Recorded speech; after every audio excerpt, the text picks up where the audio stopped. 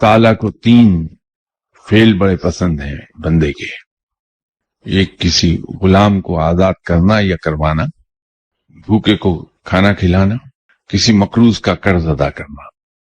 تو آج کل غلاموں کا سلسلہ تو موقوف ہو گیا، اس کی جگہ ہم قیدی آزاد کروا سکتے ہیں.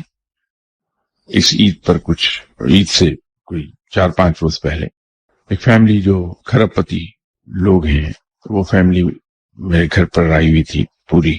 ان کو یہ راہ میں نے دکھائی تھی. اللہ تعالیٰ نے آپ کو اتنی دولت سے نواز دیا ہے جس کا شاید آپ کو خود حساب اب نہیں رہ گیا کہ کتنی ہے. تو اگر آپ ہر عید پر وہ قیدی جو اپنی سزائیں مکمل کر چکے ہیں لیکن تھوڑی اماؤنٹس بطور جرمانہ انہیں ادا کرنا ہے جس کی وجہ سے ابھی قید میں ہیں، ان کے وہ جرمانے ادا کر دیجئے تاکہ وہ اپنے گھروں میں جا کے اپنی فیملیز کے ساتھ عید منا سکیں. یہ رب کو فعل بہت پسند آئے گا. اسی طرح ایک صاحب کو ایک چیز بتائی تھی، اور یہ وہ فعل ہے جو میں کسی کے علم میں لاتا نہیں کبھی، لیکن انہیں بتا دیا. ان سے میں نے یہ عرض کیا کہ آپ زندگی میں ایک روٹین بنا لیجئے کہ عید کے روز دوپہر کا کھانا کسی یتیم خانے میں کھائیے. آپ یتیم خانے کی مینجمنٹ سے آپ وقت سے بہت دیر پہلے بتا دیں کہ اس عید کی دوپہر کا کھانا آپ کے ذمہ ہے.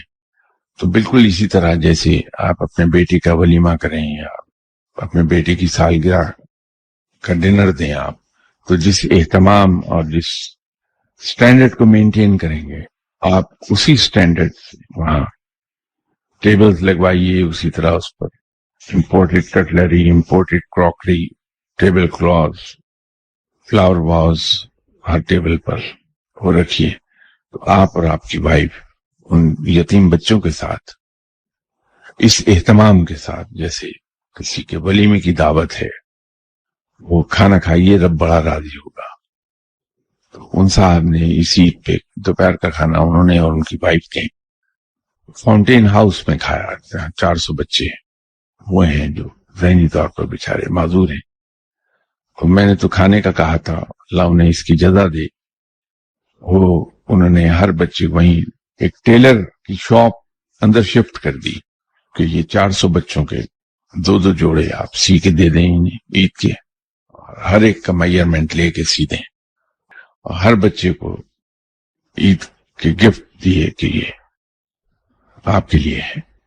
تو بتا رہا تھا کہ مجھے یہ نہیں معلوم بچے کتنے خوش ہوئے ہیں، لیکن میرا یہ عالم ہے خوشی کے مارے میرے پاؤں زمین پر نہیں ٹکتے. اللہ تعالیٰ نے کچھ ایسی اندرونی خوشی میرے اندر بڑھ دی ہے. ایک عمل وہ بھی ہے، آپ کرنا چاہیں بسم اللہ ضرور کر لیجئے.